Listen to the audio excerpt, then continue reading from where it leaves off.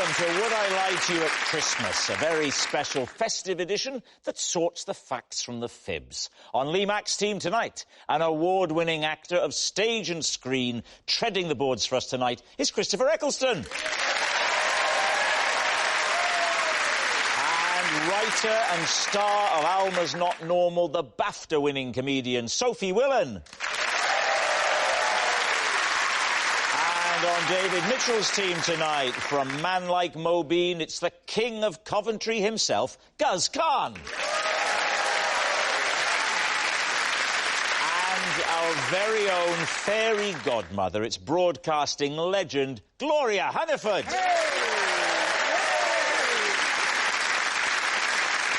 So, to round one, Home Truths, where our panellists read out a statement from the card in front of them. To make things harder, they've never seen the card before. They've no idea what they'll be faced with. It's up to the opposing team to sort the fact from the fiction. And Gloria, you're first up.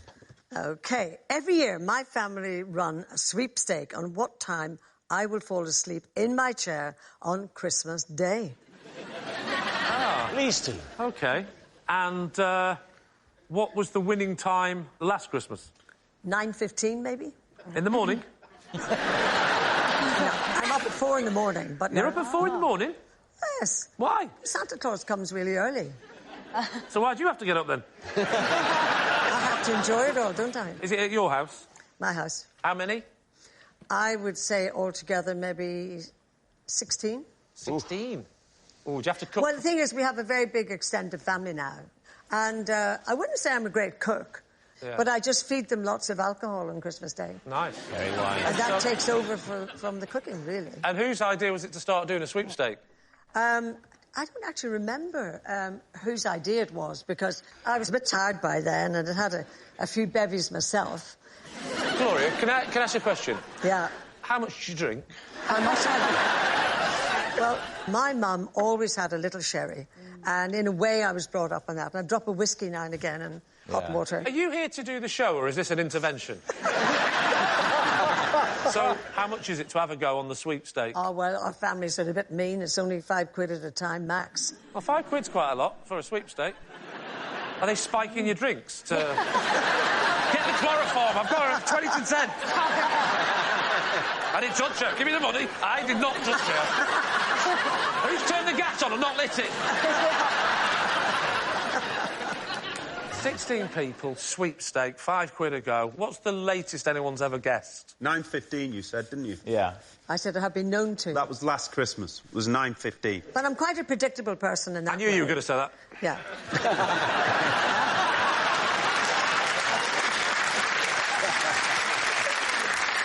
So what about you, David? When do you get off at Christmas? We're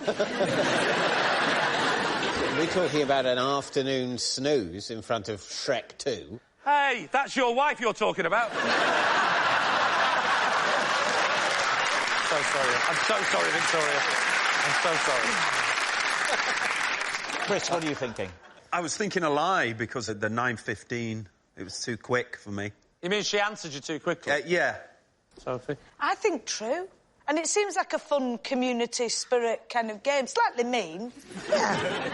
But also a bit of fun, isn't it? Before you make your decision, yeah? Yeah? You just got to bear in mind that this is G. Hunniford. She is a national treasure. Yeah. And I don't think the people of Britain are going to take to it kindly that you're out here calling her a liar. Just bear that in mind. Good point. How sure are you? He seems very confident. I will go... If you want to go with that. I trust your instinct here. Right, OK, thank you. So it's all on you, mate. We're going to say lie. OK, they say it's a lie. Gloria, was it true or was it a lie? It was a lie. Good man. 9:15 detail. Yes, it's a lie. Well, Guz, you're next. When I was a teacher, I had one class that was so difficult, I played walk-on music to make my entrance more dramatic. Lee's team. You were a teacher. Yes, I was. Wow. What kind of teacher were you? A humanities teacher. What music did you play? So basically, the speaker system there in the classroom was connected to my phone. So you could play anything on it, and I decided that the theme from Rocky would be the one to go for. All right, so the kids are all sat in class. Yeah. You're not in the class yet? No, so I greet them at the door. Good teachers greet the kids at the door. How you What do you doing? say at the door? Yes, Leon, well gone for your mum. All them kind of things. What? Leon's mum was a very attractive woman, so every teacher was like, is your mum coming to parents' evening, Leon? So after I've greeted everybody, and they're sat down, pens and pencils out, they get a bit chatty, and it was a notorious class, like I told you, so I played a Rocky theme tune. Chris? I think it's true. You think so? I think true. So you're saying it's true? Yeah. OK, they think it's true, Guz. Was it true, or was it, in fact, a lie? It was a lie. Yes, it's a lie. Guz didn't walk into class to the theme from Rocky. Our next round is called This Is My, where we bring on a mystery guest who has a close connection to one of our panellists. This week, each of Lee's team will claim it's them that has the genuine connection to the guest. It's up to David's team to spot who's telling the truth. So please welcome this week's special guest, Frank.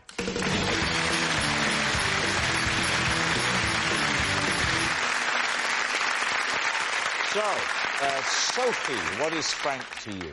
This is Frank. He kicked me out of school for arriving in a bikini. Chris, how do you know Frank? This is my mate Frank, and I brought him here tonight because he's desperate to meet Gloria Hunniford. Then finally, Lee, what's your relationship with Frank? This is Frank. I ruined his rendition of Silent Night when I blocked his tuba with my Satsuma. So there we have it. David's team, where will you begin? Sophie, describe the occasion when Frank kicked you out of school. He was my headmaster. Yeah.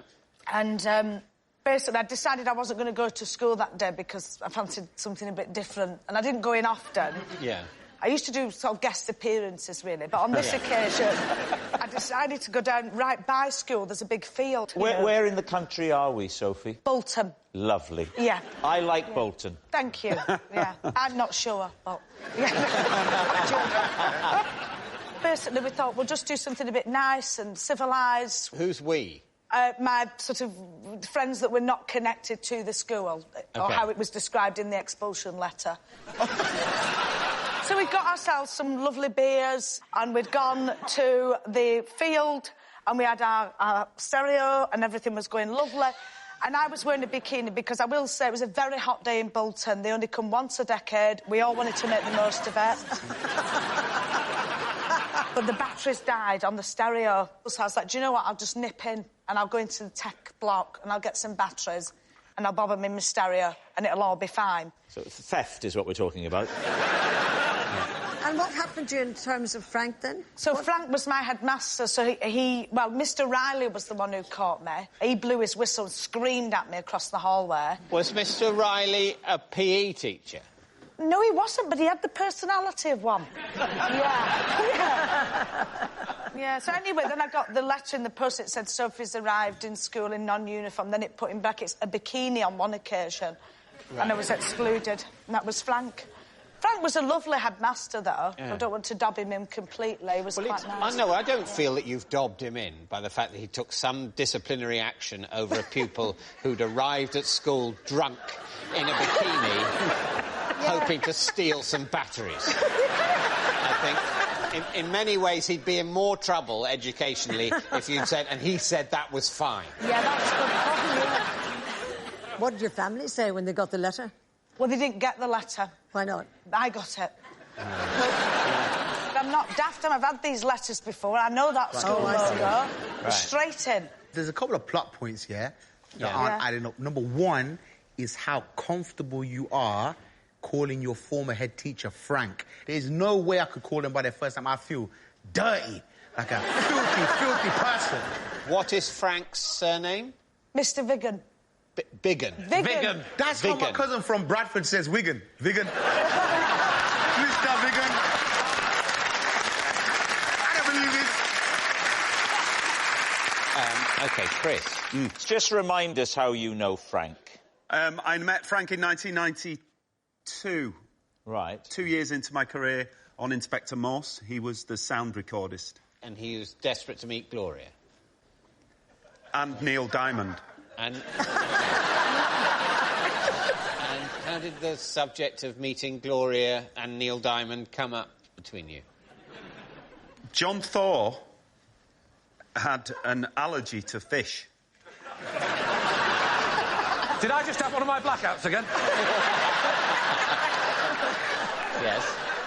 So my start date on Inspector Morse was in the future, and I was knocking around West Hampstead where I lived, and I got a message saying I had to go into film 2 weeks early because John Thaw was off and they wanted to shoot my sequences, and I was terrified. It was my second only... I'd done Casualty, and I was doing Inspector Morse. I was terrified. And you were brought in early because John Thaw was ill from having had fish. He had fish, and his face had... Ah, be a puffer fish. His face had... It happens if you puffer had blown up. Yeah, yeah. An allergic reaction. So I went in 2 weeks early. I was terrified, and the first thing that happened was Frank mic'd me up. Right. And I was trembling, and he was lovely about it. And at lunchtime... I thought I'd gone again. At lunchtime, I sat with him. Yeah. And we fell into what has become a surreal conversation about people who Frank would like to meet. And among them were Neil Diamond and Gloria Hunniford. Yeah. Yeah, yeah. The difference is that Neil Diamond is in LA and I'm here. Frank has no access to Neil Diamond at the minute, but he could have access to me, couldn't he? Because I'm here. Yes, that's absolutely true. Well, you've heard it from her. He could have access to her. He could. She said it. So, what is it about Gloria that Frank is particularly drawn to? Her voice. She's got a lovely voice, hasn't she? Yeah. And he's a sound recordist, so that would make sense that he appreciated. I was asking about the quality of sound, asking all the boring questions that actors ask, and he talked about vocal quality, and he talked about Gloria, and he talked about Neil Diamond. Well, Frank, that was very nice. Thank you very much indeed. How come he's here tonight? Sorry? How is that? How... Not you, sorry. Oh, oh my God. Oh. He got you. Is serial killer one of the options? I think there was something headmasterly about that. That was chilling. Like visiting Hannibal Lecter behind the screen, wasn't it? How come he's here tonight? How has that come about? Gloria did a show called The Masked Singer a while ago with a white head on or something. Yes. I was Snow Leopard, just for the record. Thank you. And he texted me the instant and said it's Gloria Hunniford. Wow. There you go, see? And within a week of that, I was asked to come on this show because David Tennant turned it down.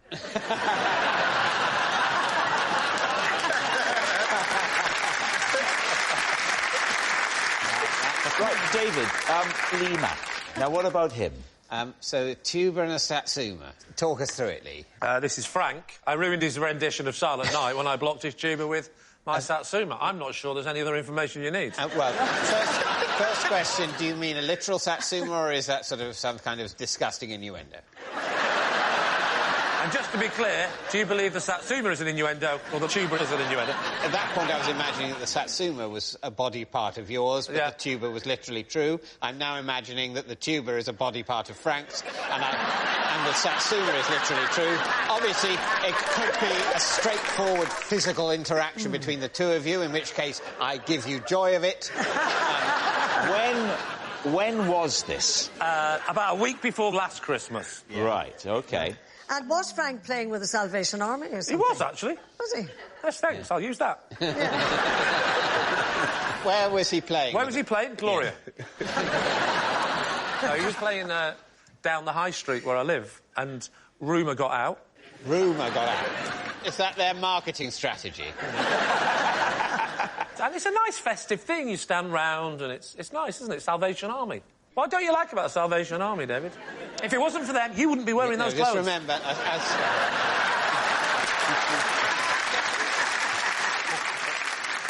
You decide to go. I went, yeah, to watch. On your own? No, with my wife and children. OK. And You believe I've got a wife and children, don't you? Yeah, I've met people you claim are them. Yes, so, well... they were people I hired in because I didn't want you around my real family. And you all went down the high street. Yes. And what happened then? Well, then we were enjoying the music and we were swaying along gently. Yeah. And that's when one of my kids shouted the now well-known phrase in our area, "Dad, have you got a Satsuma?" One of your children asks for a Satsuma. Yes. What happens? Well, he's over yonder there. But aren't there lots of people standing listening to the music? Oh, God, yeah. I mean, it started off... So you could still hear one of your children ask for a Satsuma from quite a long way away. No. During a concert, no. Lots of people standing in between. Through the music, I could tell what he meant, because he went...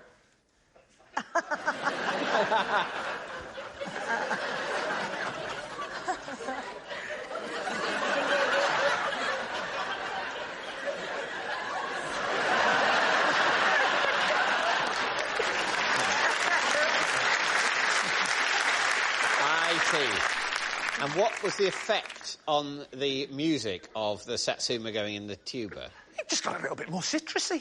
That's the way I describe it. I want to know what your wife said at this disgusting, childish behaviour. She said, "I'm sick of your attitude and I'm thinking of leaving you." And that was before I'd even thrown it. All right, we need an answer. So, David's team. Is Frank Sophie's tough teacher, Chris's fanatical friend, or Lee's muted musician? I'm very confused because when some of you were cussing out Frank for no good reason, Sophie bit her bottom lip like it would have been her head teacher. Yeah, she was like, "Oh, don't be horrible to him." Yeah. And then when I think about Brother Eccleston, he said something which is a really specific memory, which is I was very nervous on my first day acting, and Frank calmed me down. And I would remember that. Also, Frank's got that Satsuma somewhere he shouldn't have. That's why he can't smile. OK, so you think it could be any of them. Oddly, my starting point is it can't be any of them. At the beginning, I did not think it could be Sophie. At all. And then you heard the other stories. And then I heard the other stories. Exactly. I'm going to rule out Lee. There, I've done my bit. Now you two decide. Yeah. Maybe we'll go with Chris then. Oh, OK. I think Soph. You think Soph? You think Chris? Let's go with Chris, yeah. I think we'll go with Chris. You're going to say it's Chris? OK, yeah. So, Frank, would you please reveal your true identity? I'm Frank, and I kicked Sophie out of school... for turning up in a bikini. Yes, Frank is Sophie's tough teacher. Thank you very much, Frank.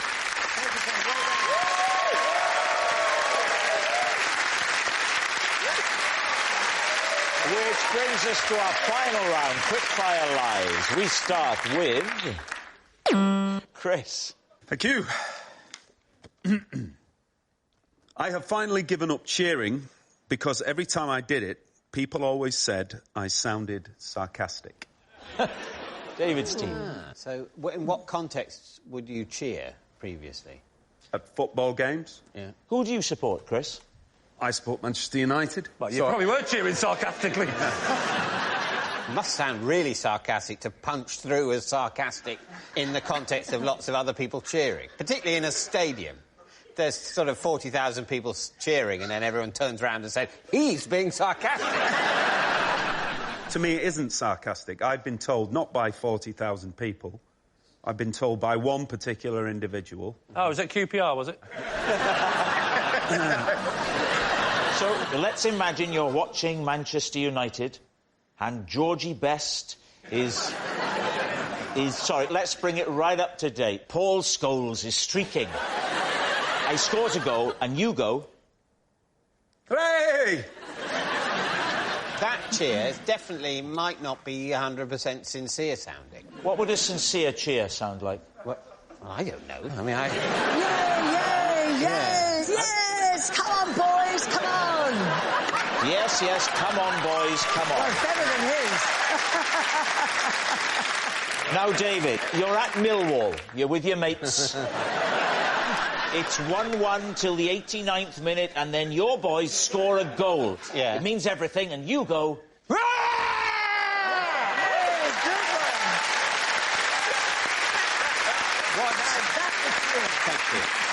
What I try to infuse that with is a little bit of rage. Yeah. Because I think that's the thing that underlying a lot of football supporting is the rage that this thing that they're into doesn't matter at all. The rage is the issue. I was with my children. Yeah. And I was surrounded by that primal scream kind of reaction. And I muted it, and a guy turned round and said, "You're not really a red, what are you doing in this end? Call that a cheer." And my kids heard it. Oh. And I said, "I'm doing it because I don't want them to see me going, yes! Come on!" Now, that's a lot better. The power. Wow. You see, Rob, you're wrong when you rang me. He is a good actor.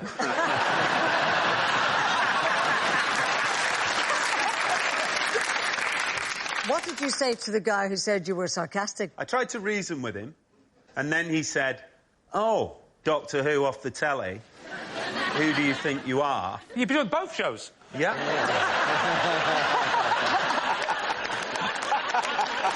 All right. Guys, what do you make of this? I do believe that was a very sarcastic cheer, and somebody might have thought it's a bit weird. But you're a big lad. Yeah. And I wouldn't mess with you like that if I didn't know you. So I think lie. Yeah. What do you think? I think it's a lie. OK, well, my team thinks it's a lie. OK, you're saying it's a lie. Chris, was it true or was it a lie? It was a lie. Yes, it's a lie. Chris hasn't given up cheering because he sounds sarcastic. Next. Sophie. All right. I once had a fight whilst dressed as a Christmas elf. David's team. All right. Where were you playing this elf? I worked in the grottos in Manchester, Wigan and Bolton. And I did it for several years. But the problem is, every Santa that you have, they've all got their own issues. They're very narcissistic individuals. And if you're stuck on a shift with a Santa who's a bit of a plonker, it's a long day. And this particular day, he kept saying things like, "I'm not just a Santa Claus, I'm a family therapist." You know, stuff like that. But, you know, so it was a stressful shift, and he was really irritating. So I'd gone out for a cigarette, and I got in trouble for having a cigarette in my uniform, which annoyed me. Well, paint a picture for us of this elf uniform. Well, it's an elf hat and, you know, an elf suit, really. That's just... That's not really painting a bit. All I right. could have said elf hat and elf suit. All right, well, half of it was red and half of it was green. It's the usual... All right, have it your way. How many fags did you smoke? I don't know. I mean, to be honest, you smoke in the day, but you never get enough breaks. And even when I quit smoking for a bit, I'd always go, I'm going out for a ciggy, because you're only allowed a fag break. You're not allowed a break. Yeah. What if you just want to stand outside and live a bit longer? That's not allowed. So I kept the uniform on, went for a cigarette, got in loads of trouble.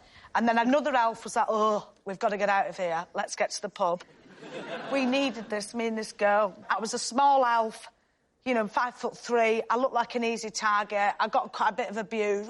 Christmas elf! And after a bit, it got quite irritating. Anyway, I ended up getting into a rough and tumble with this one woman, and it got we're on the floor rolling around. What was she dressed as? She was just herself. She was being... Well, you can't know that. She could have been a real elf disguised as a normal person. In which case she'd be furious with you. Look how you destroy our reputation. I've been working all year on children's presents. I have one night off. And there you are, smoking and drinking and besmirching the name of elf. OK, so you're on the floor, you're fighting. Yeah. What happens? Well, I'm hair sensitive. You're what, sorry? So that's hair sensitive. You're hair sensitive. What does that mean? It's a very soft German person. Oh, that's good. That's very good. Little cracker joke for you there for Christmas. So I'm quite sensitive on the head, so she got a good grip on the hair. That was it. I was done. That was it. Gloria, what do you make of this? I think it's a big fat lie. I don't think she's that kind of girl, really. She's a different kind of girl. Yeah. I don't think she's that kind of girl. I, on the other hand, I think she's that kind of girl.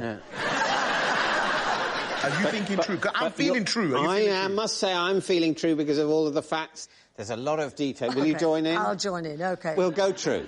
Right, you're going true. We're going to go true, yeah. So, Sophie, was it true or was it a lie? It was true.